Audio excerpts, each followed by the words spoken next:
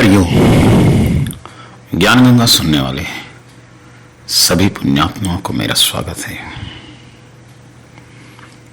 आज के सत्संग में हम एक ऐसे विषय के बारे में चर्चा करेंगे जिनसे लोग हमेशा घबराते हैं, कतराते हैं, दूर भागते हैं,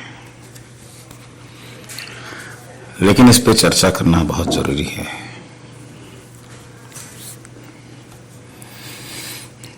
तो आज का विषय है मृत्यु यानी कि मौत। इस दुनिया में जो भी इंसान पैदा होता है वो एक दिन मरता जरूर है। भगवद गीता में जो 4 प्रकार के दुख कहे गए हैं, जन्म, मृत्यु, जरा, व्याधि, उसमें मृत्यु ही एक दुख है। अब ये मृत्यु दुख कैसे है? ये मृत्यु कितने प्रकार की होती है और ये मृत्यु को किस तरह सार्थक बनाया जा सकता है, इसी बारे में हम चर्चा करेंगे। देखिए, मौत एक ऐसी सच्चाई है जिसे कोई भी इनकार नहीं कर सकता। वो ज्ञानी हो या अज्ञानी हो या हिंदू हो, मुसलमान हो, कोई भी हो, हर इंसान को, यूं कहें हर जीव को एक दिन मरना जरूर पड़ता है। इसलिए इस लोक का नाम मृत्यु लोक है। यहां जो पैदा होता है उसको मरना पड़ता है। तो यह मौत कितने किस्म की होती है, इसके बारे में बहुत सी धारणाएं हैं,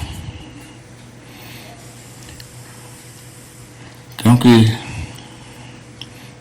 हर एक की मौत एक जैसी नहीं होती।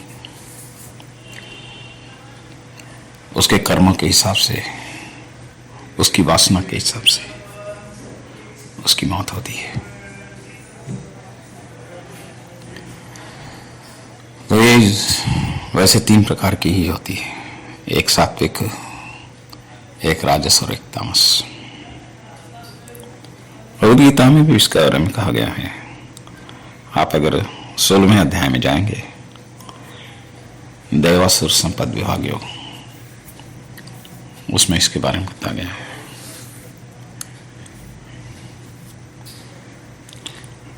कि कौन किस गुण में मृत्यु को प्राप्त होने पर किस गति को प्राप्त होता है। यह एक बहुत बड़ा रहस्य है जिसको आज तक कोई सुलझा नहीं पाया।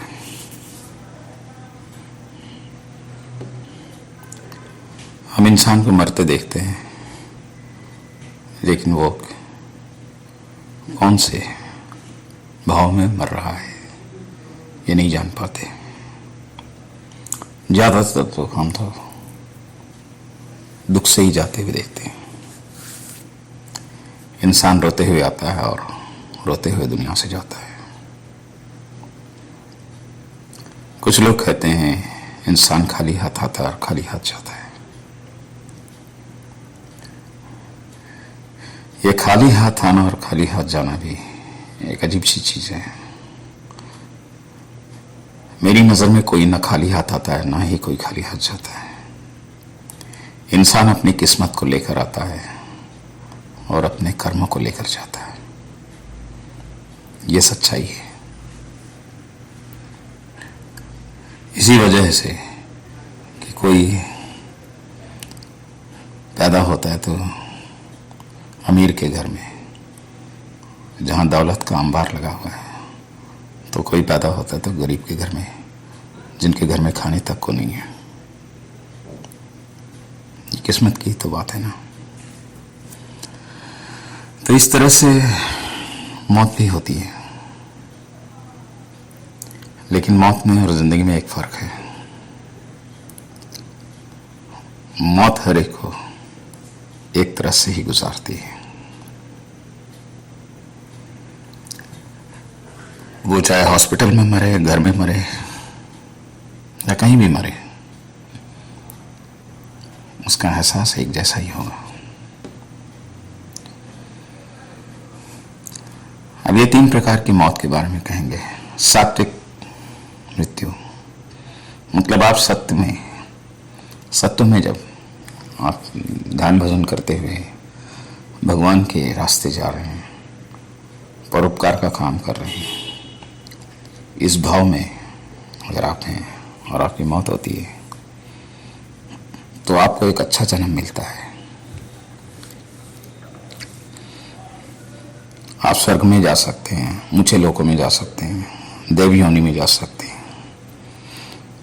आपके जैसे कर्म होंगे, जैसे पुण्य होंगे, उसके हिसाब से आपकी सदगति होगी।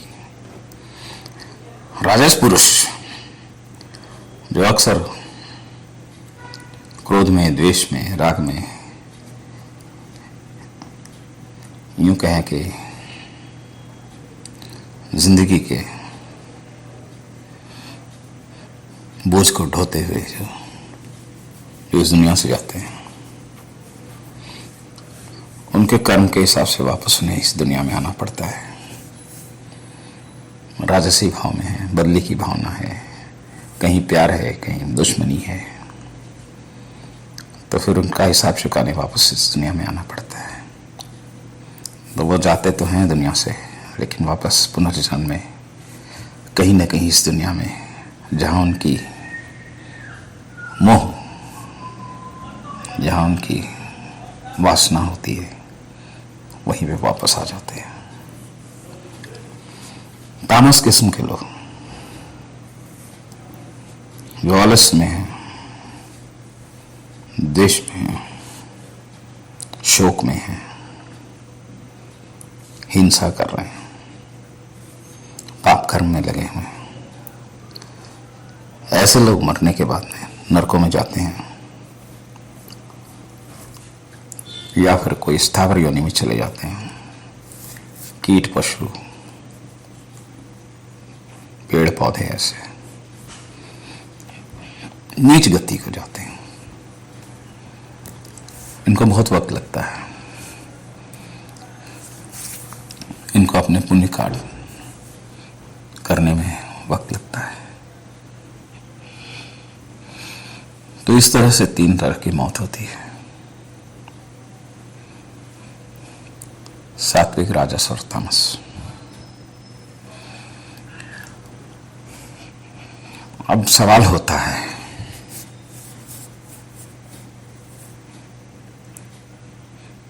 कि कुछ ऐसा किया जाए जिससे कि हमें वापस मरने की जरूरत ना पड़े। अगर आपको मरना नहीं है तो आपको पैदा भी नहीं होना पड़ेगा, यानी कि जन्म मरण के चक्कर से जाने के लिए आपको ज्ञान प्राप्त करना पड़ेगा। ज्ञानी की भी मौत होती है, लेकिन ज्ञानी साक्षी होकर देखता है। वो जानता है कि ये मौत शरीर की है, मेरी नहीं है। इस तरह का ज्ञान अगर आपको आ गया तो आपकी शरीर की मौत तो होगी, लेकिन दोबारा आप किसी शरीर में नहीं आएंगे, मुक्त हो जाएंगे।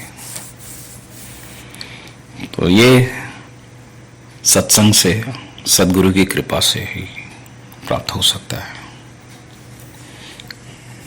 पुनर्जन्म विद्यते, या फिर आप भगवान के नाम के साथ जुड़ जाते हैं तो भी आपकी सदगति हो जाती है। गांधी जी राम नाम में इतने गम थे, इतने मगन थे, उनकी इतनी ऊंची साधना थी कि मरते वक्त भी हे राम, हे राम, हे राम उनके जुबान से निकला। यह बहुत बड़ी बात है। उसी तरह से इस दुनिया में 2 ही तारक मंत्र हैं। एक है प्राणम, जिसको ओम कहते हैं, दूसरा है राम, राम नाम। अगर आप कहीं जा रहे हैं, अगर आप किसी मरणासन्न व्यक्ति के पास जा रहे हैं, तो आप कुछ नहीं करते तो कम से कम राम नाम का जप कीजिए, जिससे उसकी सदगति होगी। किसी इस तरह से जप कीजिए ताकि उसके कानों में जाए, कम से कम राम नाम सुनकर भी वो मुक्त हो सकता है। इतनी सेवा आप जरूर कर सकते हैं। प्रणव का जप करें, राम नाम का जप करें। ये दोनों चीजें जो है इंसान को तार देती हैं। तो ज्यादा कुछ नहीं कर सकते, कम से कितना तो कर सकते हैं। आखिर दवा देकर कब तक जिंदा रखेंगे इंसान को। मैं ये नहीं कहता कि दवा न दो, लेकिन जिसे पता है कि वो अब कुछ पलों का मेहमान है, तो उसकी सेवा आप इस तरह कर सकते हैं। और खुद को अगर तारना है तो फिर यही रामबाण है। सत्संग कीजिए, सदगुरु के शरण जाइए, ज्ञान प्राप्त करके मुक्त हो जाइए, फिर आपको जन्म मरण में आना नहीं पड़ेगा। लेकिन इसके लिए अभ्यास की जरूरत है। मौत का इंतजार मत कीजिए, जब आएगी तब देखेंगे, ऐसा नहीं होता। जिस तरह आप जिंदगी में हर चीज की प्लानिंग करते हैं, मौत की भी प्लानिंग कीजिए ना। हमें किस तरह जाना है दुनिया से, एक छोटे सी दिल में प्लान करके रखें। वो हमेशा हर दिन कम से कम एक बार याद तो जरूर करें कि हमें इस दुनिया से इस तरह जाना है। एक छोटी सी प्रैक्टिस, एक छोटा सा अभ्यास जो है आपको बहुत ऊंचाई तक ले जाएगा। हमें रोते हुए नहीं मरना है, हमें हंसते हुए जाना है। अगर जिए हैं शान से तो मरेंगे भी शान से, इस तरह की भावना हो। हम 4 लोगों का उपकार करते हुए जाएंगे, हमें दान करते हुए जाएंगे, हम पुण्य करते हुए जाएंगे, हम ज्ञान प्राप्त करके जाएंगे। हम जाते हैं किसी के घर में गिफ्ट लेकर, तो भगवान के पास भी गिफ्ट लेकर जाए ना। भक्ति के गिफ्ट लेके जाएं, ज्ञान के गिफ्ट लेके जाएं, सत्कर्म के गिफ्ट लेकर जाएं। किसने मना किया आपको? डरने की जरूरत नहीं है, सोचने की जरूरत है। अगर इस तरह आप करते हैं तो मुझे यकीन है कि आपकी मृत्यु भी सार्थक हो जाएगी। और इसके बारे में क्या कहूं, यूं तो बहुत कुछ है, लेकिन सुनने वाला कोई नहीं है। आधे लोग तो इसके बारे में सुनना ही पसंद नहीं करते। फिर भी मेरे दिल ने कहा कि चलो कुछ कह दिया जाए, इसलिए कह दिया हूं। उम्मीद है आपको जरूर पसंद आएगा। फिर मिलता हूं किसी और सत्संग में। तब तक के लिए हरि ओम।